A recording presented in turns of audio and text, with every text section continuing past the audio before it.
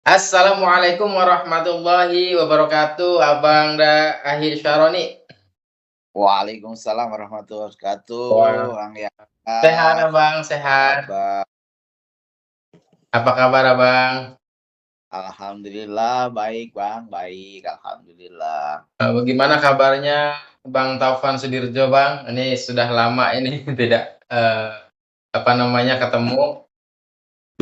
Alhamdulillah Bang Taufan dan Bang Zul, Bang Irwanda, Bang Rindu, Zufar, Ozan, semua tim ATS alhamdulillah baik semua, sehat dan sedang masih giat malam ini tadi habis selesai rapat kita Mmm, eh, ada agenda masing-masing ya.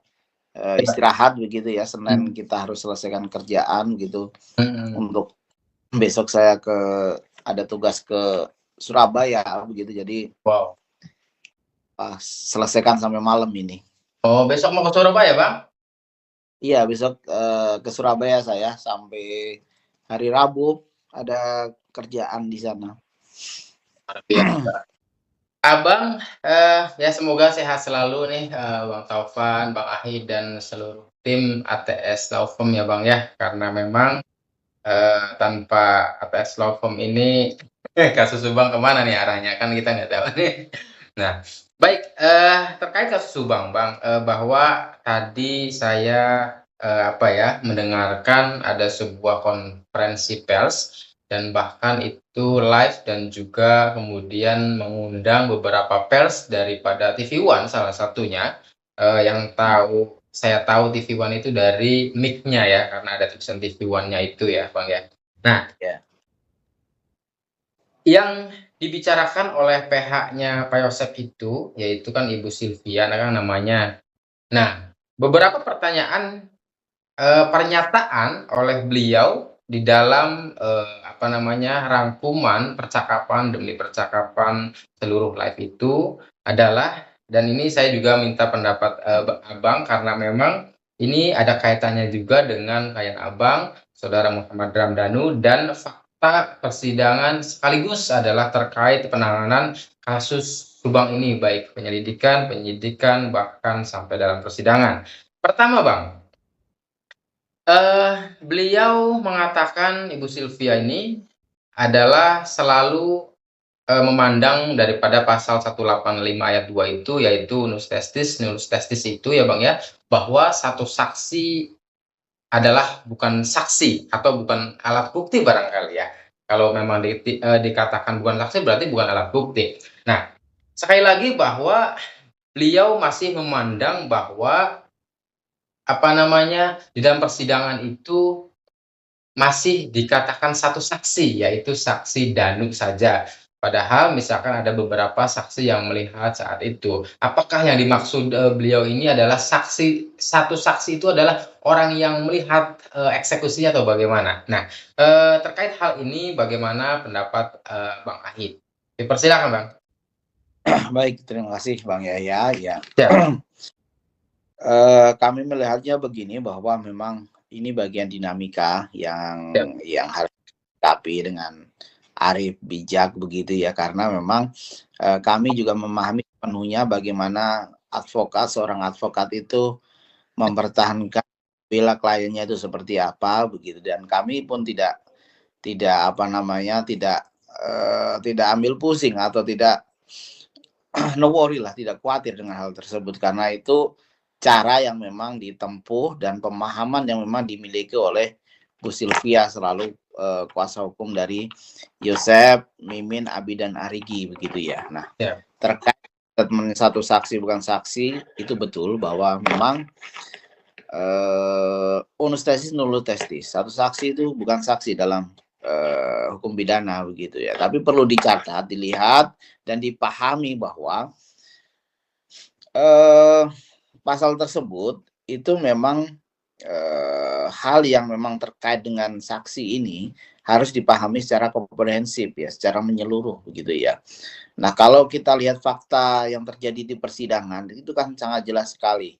Nah, inilah memang masalahnya, susahnya, karena beliau kan tidak mengikuti persidangan, tidak melihat bagaimana persidangan itu terjadi, Dan saya juga meyakini tidak terlalu menyimak dan membaca secara detail, teliti, dan terperinci tentang fakta-fakta hukum yang terungkap di persidangan. Bahwa selain saksi Danu, memang ada beberapa saksi yang melihat setelah kejadian tindak pidana pembunuhan itu. Dan memang setelah kejadian tindak pidana pembunuhan itu, karena memang pelaku yang disebut oleh Danu ini adalah 4 orang selain dia gitu ya. Jadi orang semuanya ya. Nah itu pastinya mereka ini kan saksi mahkota, artinya saksi yang sama-sama tersangka dalam proses tindak pidana pembunuhan yang sama gitu. Tentunya mereka akan membela diri gitu ya. Karena sebetulnya tersangka atau terdakwa itu sebetulnya punya hak ingkar gitu. Nah itu yang kemudian dipakai oleh mereka untuk defend, untuk bertahan bahwa bagaimana supaya menghindari tuduhan itu dan tidak terbukti peran serta mereka dalam tindak pidana pembunuhan tersebut begitu. Dan kami sangat memahami sekali. Tapi yang terlibat dan kurang dipahami oleh rekan Sylvia ini bahwa memang ada saksi yang 4 atau 5 orang yang memang melihat keberadaan Mimin, keberadaan Arigi, keberadaan Abi, maksud kami, di depan atau di dekat TKP ya. Pada jam yang memang pembunuhan itu terjadi gitu ya. Dan ini memang sangat mereka sangkal karena itu kan pasti sangat memberatkan mereka gitu. Karena selama ini kan mereka menyangkal bahwa misalnya Mimin ini kan memang malam itu memang tidak keluar kemana-mana dan bangun pada jam 6 terus kemudian beli bubur di depan beli serabi di rumahnya. Yosep juga demikian, pulang dari TKP itu jam 9 malam terus kemudian baru datang ke situ jam 7 begitu ya. Terus kemudian Arigi yang melakukan tidur di kantor dan Abi juga tidur di rumah. Tentunya pasti mereka akan mengelak atau akan menolak kesaksian Danu tersebut gitu. Tapi saksi-saksi lain yang kayak Bintang begitu ya. Terus kemudian mamanya, terus kemudian ada beberapa saksi lagi, terus kemudian ada saksi yang melihat melalui CCTV begitu. Ini kan memang menunjukkan bahwa mereka itu ada pada saat kejadian di dekat TKP begitulah. Orang ngapain malam-malam ada di TKP, dekat TKP kalau tidak melakukan sesuatu kan begitu. Logika sebelum sudah ada di situ ngapain? Padahal mereka kan menyangkal malam-malam itu mereka memang di rumah begitu ya. Itu satu. Ini kan bisa diartikan sebagai petunjuk dan saksi yang memang ada pada saat kejadian walaupun memang tidak secara langsung menyaksikan proses pembunuhan itu terjadi. Tapi kemudian keterangan dan ini diperkuat lagi selain kesaksian mereka adalah adanya bukti kaos Yosep yang ditemukan bercak darah sebanyak 5 titik yang itu adalah identik dengan darah dari para korban begitu. Nah, ini kan menunjukkan bahwa ahli forensik menyebutkan bahwa memang kaos yang terpapar percikan pada saat dipakai itu kemungkinan terjadi bahwa pelaku ada pada saat kejadian begitu.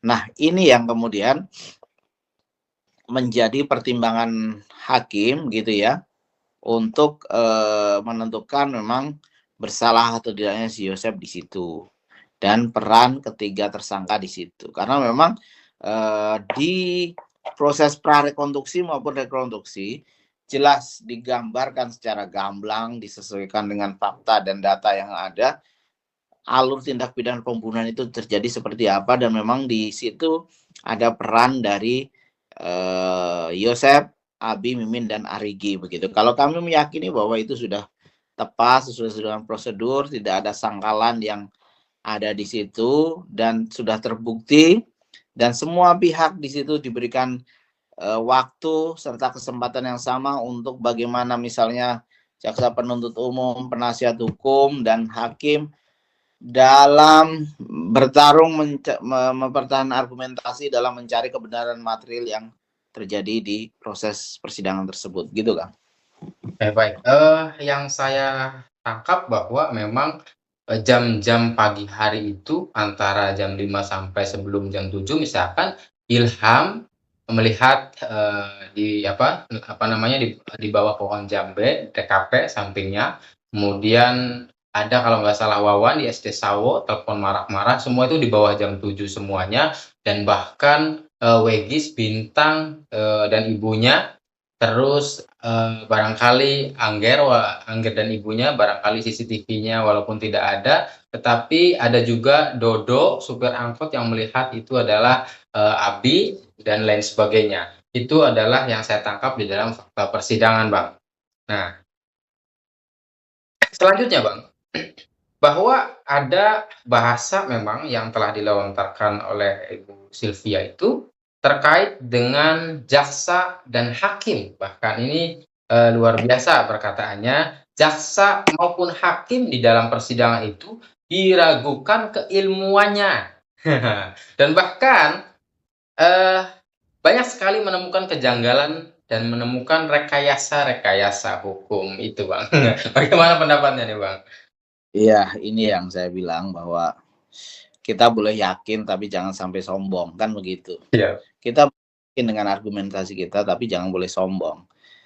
Kalau saya melihatnya tidak seperti itu, tidak melihat bahwa hakim ini diragukan pemahaman hukumnya, begitu ya. Diragukan argumentasinya.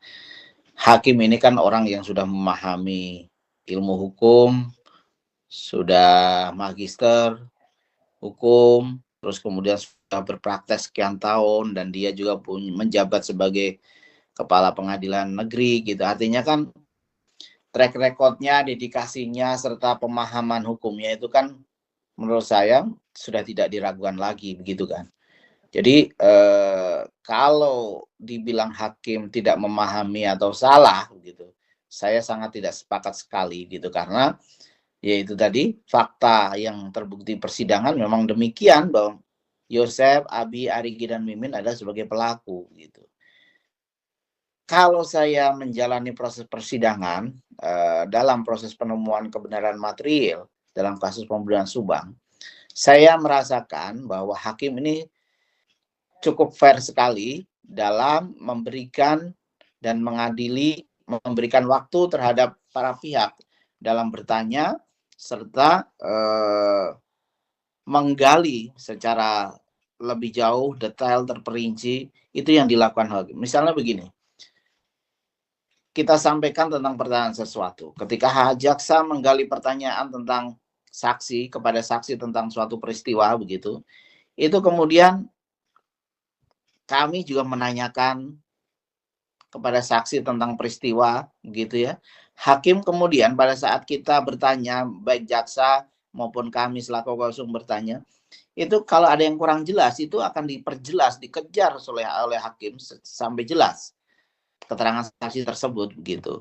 Dan akhirnya bayangkan orang ketika berada di persidangan, diperiksa oleh 3 pihak ini, jaksa, pengacara, dan hakim yang memang orang sudah berkompeten di bidangnya, punya keilmuan, kapasitas, dan kualitas untuk memeriksa begitu. Nah ini kan ketika dia ya bohong itu kan pasti kecil kemungkinan gitu loh. Kenapa ya? Karena memang itu tadi, kecuali terdakwa ya atau tersangka ya, memang mereka kan punya hak untuk ingkar. Kalau saksi kan ada ancaman hukuman tersendiri, 7 tahun loh Kang. Artinya kan memang dia tidak, hakim selalu mengingatkan itu. Saksi di bawah sumpah harus jujur, berkata dengan fakta, dan ada ancaman hukum yang menanti jika saksi bohong begitu. Dan kita kan juga punya metode dalam bertanya terhadap saksi gitu loh.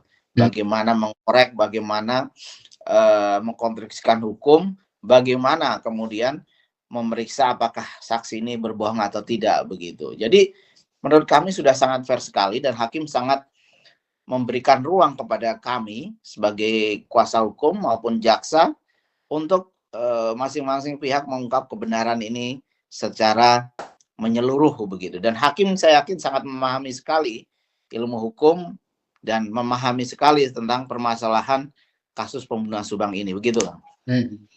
Ya, karena memang, kita jadi dibuat bingung ya, karena kalau selama ini kita percaya terhadap penegak hukum, tetapi kalau penegak hukumnya, misalkan dalam hal ini tadi dikatakan jaksa dan hakim itu, diragukan keilmuannya kan, jadi siapa yang harus kita, sebagai netizen percaya gitu kan?